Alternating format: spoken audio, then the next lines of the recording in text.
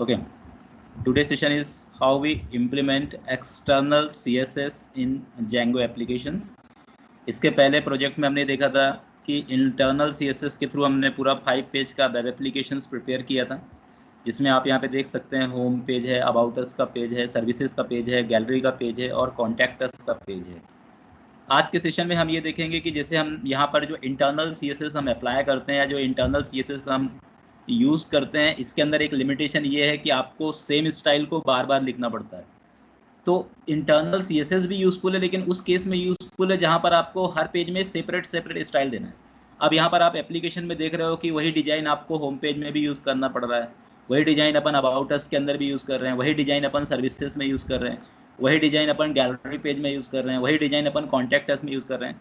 तो हम इसका एक प्रॉपर इम्प्लीमेंटेशन ये कर सकते हैं कि जो डिजाइनिंग हम हर पेजेस के अंदर यूज़ कर रहे हैं उसको एक सेपरेट फाइल के अंदर अपन यहाँ पे रख लें और उसका जो पाथ है वो हम अलग अलग पेजेस में दे सकते हैं। तो मैं आपको बताना चाहता हूँ कि जब भी कोई भी एप्लीकेशन यदि आप बनाएं या कोई भी यदि आप प्रोजेक्ट डेवलप करें तो आपको एक्सटर्नल CSS ही प्रीफर करना चाहिए, क्योंकि एक्सटर्नल CSS में CSS की जो फाइल होती है उसको अपन सिंगल फाइल के थ्रू इम्प्लीमेंट कर सकते हैं। तो यहाँ पर एक्सटर्नल CSS बनाने के लिए जैसे मैंने आपको HTML इम्प्लीमेंटेशन Django के अंदर मैंने टेम्पलेट्स नाम का फोल्डर बनाया, वैसे आप चाहो तो किसी भी नाम से ये फोल्डर बना सकते हो जो फोल्डर मैं बना रहा हूँ, लेकिन एक स्टैंडर्ड नेमिंग कन्वेंशन होता है कि आपको ये फोल्डर स्टैटिक नाम से ही बनाना चाहिए। उससे ये होगा कि जो दूसरा डेवलपर्स होगा उसको ये आसानी से समझ में आ जाएगा कि ये स्टैटिक है, मतलब ये स्टैटिक फाइल्स है, मतलब CSS है, जावा स्क्रिप्ट है, इमेजेस है, उन सभी को आपको यहाँ पर रखना चाहिए। स्टैटिक के अंदर मैं यहाँ पर एक दूसरा सब फोल्डर क्रिएट करता हूँ, दैट इज कॉल्ड CSS नाम से मैंने एक फोल्डर क्रिएट कर दिया। और इस फोल्डर के अंदर आप इसका नाम कुछ भी दे सकते हो। ऐसा मैं अभी से क्लियर करना चाहता हूँ कि ये कोई प्रीडिफाइन नहीं है कि मुझे स्टैटिक नाम ही देना है या कोई प्रीडिफाइन नहीं है कि CSS नेम ही देना है, पर इस तरीके से यदि आप लिखेंगे या बनाएंगे तो दूसरे डेवलपर्स या जो आपका टीम है उसके अंदर बहुत अच्छे से आप कम्युनिकेशन कर सकते हैं। अब इस CSS के अंदर मैं जाऊँगा, यहाँ पर जाने के बाद again I am creating one another file. अब इस फाइल का नाम आप कुछ भी दे सकते हैं, मैंने इसका नाम दे दिया style.css file. I have created this file. अब मैं आपको ये बताना चाह रहा हूँ कि जैसे ऑलरेडी अपन ने CSS का इम्प्लीमेंटेशन किया हुआ है, लेकिन हमारे CSS का जो पैटर्न था वो क्या था, इंटरनल CSS था। उस चीज़ को अपन मॉडिफाई करके एक्सटर्नल CSS के फॉर्म में इम्प्लीमेंट कर रहे हैं। तो आपको मैं ये बताना चाह रहा हूँ कि देखो जो CSS के अंदर का जो ब्लॉक है वो वही है, मतलब आपका यहाँ पे स्टार मतलब होता है ऑल एलिमेंट्स, हेडर मतलब हेडर के लिए और फूटर के लिए, सेक्शन टैग के लिए। तो ये जो CSS के अंदर का जो कंटेंट है वो कंटेंट आपका वही है, सिर्फ ये CSS का पूरा कंटेंट यहाँ पर कॉपी कर रहा हूँ और जो आपका स्टाइल टैग है इस टैग को मैंने यहाँ से हटा दिया। यहाँ पर आपने इस तरीके से हमारा CSS बन गया। अब मैं एक बार एप्लीकेशन को वापस से रन करता हूँ। I will go on this page. आप यहाँ पे देख सकते हो कि विदाउट स्टाइल आपका वेब पेज के अंदर का कंटेंट तो दिख रहा है लेकिन डिजाइनिंग नहीं दिख रही है, क्योंकि हमने एक्सटर्नल CSS तो बना लिया। अब एक्सटर्नल CSS बनाने के बाद जो अपना नेक्स्ट स्टेप होता है कि एक्सटर्नल CSS बनाने के बाद वो जो एक्सटर्नल CSS के अंदर का जो पाथ है उसको आपको अपने पेजेस के अंदर जाकर के लिंक अप करना पड़ेगा। तो इस पेजेस के अंदर जाके लिंक करने के लिए मैं आपको टैग बता देता हूँ। इसके लिए आपको लिंक टैग का यूज करना पड़ेगा। जैसे आप के अंदर आपका पहला एट्रीब्यूट होता है REL, मतलब होता है रिलेटिव, मतलब ये फाइल आपका इसका क्या रिलेशनशिप है इस पर्टिकुलर HTML डॉक्यूमेंट्स के साथ, तो ये स्टाइल शीट है। इसके बाद टाइप बता दिया कि ये जो टाइप है इसका टेक्स्ट CSS टाइप है। एच रेफरेंस में अपन ने यहाँ पे दे दिया इसको, यहाँ पर आपको पूरा पाथ देना पड़ेगा /static/CSS/style.css। इस तरीके से हम ये पूरा इम्प्लीमेंटेशन यहाँ पे करेंगे। इस तरीके से हमारा पूरा स्टाइल फाइल यहाँ पे क्रिएट हो गई। Now I will save this file and now Control C, press Control C. Then I will restart server python manage.py run server, जिससे मैंने इसको स्टार्ट किया। अब मैं वापस से इसको रन करता हूँ तो आप यहाँ पे देख सकते हो कि आपके एप्लीकेशन में CSS का इम्प्लीमेंटेशन हो गया, मतलब CSS फाइल जो है वो आपके पेजेस के अंदर इंटीग्रेट हो है। अब ऐसे आप अदर पेजेस में भी यही लिंक, सेम लिंक आप पेजेस में भी आप मैनेज कर सकते हो। जैसे about.html अपन ये पूरा का पूरा इंटरनल अब यहाँ से हटा सकते हैं, यहाँ पर मैंने हटा दिया। फिर यहाँ पे gallery.html जो पेज है यहाँ से भी मैंने स्टाइल टाइप ये सब हटा करके यहाँ पे लिंक टैग का यूज़ कर दिया। ऐसे ही मैंने सर्विसेज पेज पे गया और सर्विसेज पेज के अंदर जो स्टाइल है ये पूरा इसको यहाँ से हटा करके मैंने यहाँ पे इम्प्लीमेंट कर दिया। अब यहाँ पे आप देख सकते हो कि हर एक पेज मतलब गैलरी पेज जो मैंने बनाया था, सर्विसेज पेज जो मैंने बनाया था, अबाउट पेज जो अपन ने क्रिएट किया, इंडेक्स पेज जो क्रिएट किया, इन सभी पेजेस के अंदर एक्सटर्नल CSS का इंटीग्रेशन हो चुका है।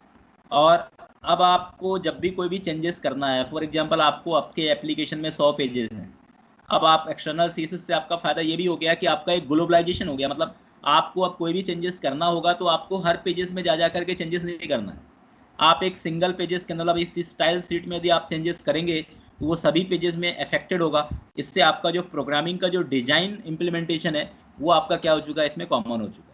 ओके, अब जैसे मैं आपको बताना चाह रहा हूँ, जैसे मैं यहाँ पे चाहता हूँ कि ये जो आपका हाइपर लिंक लगा हुआ है, या जो ए टैग है, इसके अंदर का जो कलर है इसको मुझे चेंज करना है, तो आपको ये पता होना चाहिए कि जो CSS के अंदर बेसिकली अपन ने हेडर टैग के लिए हेडर बनाया, फुटर टैग के लिए फुटर बनाया, सेक्शन टैग के लिए सेक्शन बनाया, वैसे अपन हाइपर लिंक के लिए क्या यूज़ कर रहे हैं, ए यूज़ कर रहे हैं। ए एक्चुअली ए का मतलब होता है हाइपर लिंक, या ए एंकर टैग बोलते हैं इसको। तो इस टैग के अंदर यदि आपको कोई भी CSS अप्लाई करना है, अब ये एंकर टैग किसके अंदर है, हेडर के अंदर है, तो आप इसको इस तरीके से CSS की भाषा में लिख सकते हो, हेडर ए।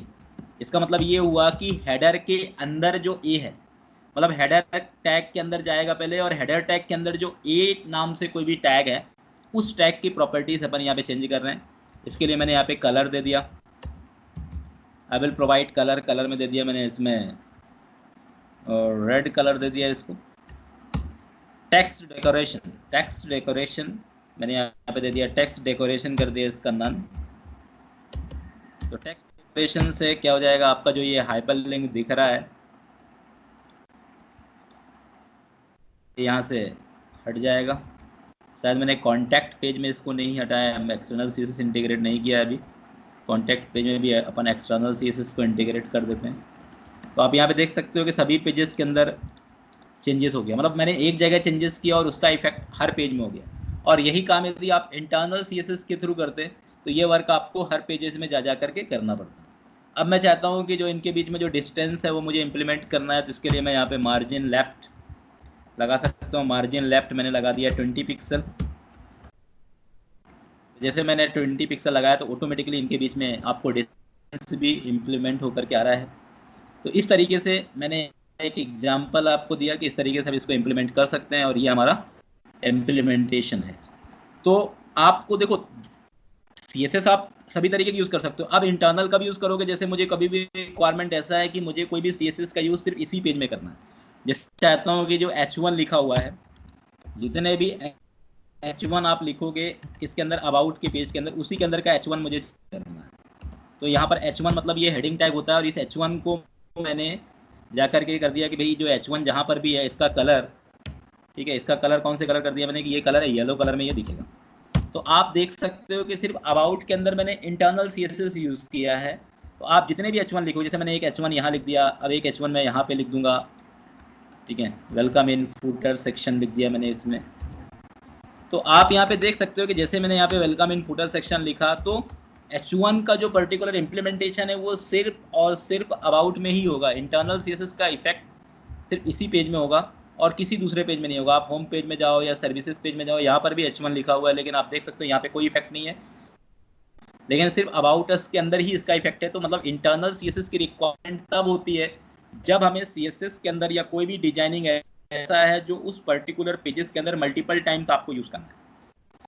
अब तीसरा आता है इनलाइन। इनलाइन का मतलब ये है कि आपको सिर्फ उसी के अंदर करना है, मतलब किसी, जैसे अब ये H1 जो मुझे फुटर का H1 है, इसमें इसका कलर मुझे येलो कलर नहीं चाहिए, मुझे और कोई दूसरा कलर चाहिए, या इसके मुझे और कोई एक्स्ट्रा फीचर चाहिए। स्टाइल मैंने यहाँ पर फोन, सॉरी यहाँ पर मैंने दे दिया कलर, इसका कलर मैंने दे दिया, मुझे इसका कलर ग्रीन चाहिए। तो आप देख सकते हो कि यहाँ पर मैंने तीनों तरीके के CSS अप्लाई किए। जैसे मैं ग्रीन कर दिया तो अब इसका कलर क्या हो जाएगा, ग्रीन हो जाएगा। तो ये सबसे मतलब लास्ट में अप्लाई कौन सा होता है, इनलाइन होता है। यदि आपने एक्सटर्नल, इंटरनल और इनलाइन तीनों प्रॉपर्टीज लगाया हुआ है तो सबसे पहले आपका जो लास्ट में इंप्लीमेंट होगा वो इनलाइन होगा, और आपको इनलाइन को ही प्रायोरिटी सबसे पहले मिलेगी। यदि इनलाइन नहीं है तो फिर वो इंटरनल देखेगा, और यदि इंटरनल नहीं है तब जाकर के एक्सटर्नल देखेगा। तो मैं आपको ये बताना चाहता हूँ कि एक्सटर्नल की जो प्रायोरिटी होती है वो सबसे लास्ट में होती है, ठीक है। सबसे फर्स्ट प्रायोरिटी मतलब कोई भी यदि आपने इनलाइन लगाया तो सबसे पहले इनलाइन का ही प्रॉपर्टीज आपके पेजेस में रेंडर होगा। तो इस तरीके से मैंने आपको बताया कि किस तरीके से आप अपने एप्लीकेशंस के अंदर जब भी आप कोई एप्लीकेशंस बनाए तो मोस्टली आपको एक्सटर्नल सीएसएस ही प्रीफर करना है। लेकिन यदि आपको ऐसा लगता है कि आपको पर्टिकुलर पेजेस के लिए ही यूज़ करना है तो आप वहाँ पे जाकर के इंटरनल यूज़ कर सकते हो, और पर्टिकुलर ब्लॉक के अंदर यूज़ करना है जैसे मैंने ये किया है तो अपन इनलाइन सीएसएस का भी यूज़ कर सकते हैं। तो इस तरीके से हम इस पर्टिकुलर सेशन से हम ये सीख सकते हैं कि when we prefer external CSS, when we prefer internal CSS and when we prefer inline CSS in Django applications. ठीक है, तो सीएसएस का बहुत ही बड़ा इंपॉर्टेंस है। विदाउट सीएसएस आप कोई भी वेब एप्लीकेशन डेवलपमेंट नहीं कर सकते। हालांकि सीएसएस का नॉलेज, एचटीएमएल का नॉलेज वेब डिजाइनर को होना चाहिए, लेकिन डेवलपर्स को एटलीस्ट इतना पता होना चाहिए कि सीएसएस के अंदर किस तरीके से कौन सा टैग होता है, किस तरीके से प्रॉपर्टीज, मतलब एक बेसिक लेवल का स्ट्रक्चर आपके दिमाग में होना चाहिए। बाकी जो एडवांस स्किल्स होती है, सीएसएस अपने आप में एक बहुत बिग कॉन्सेप्ट है।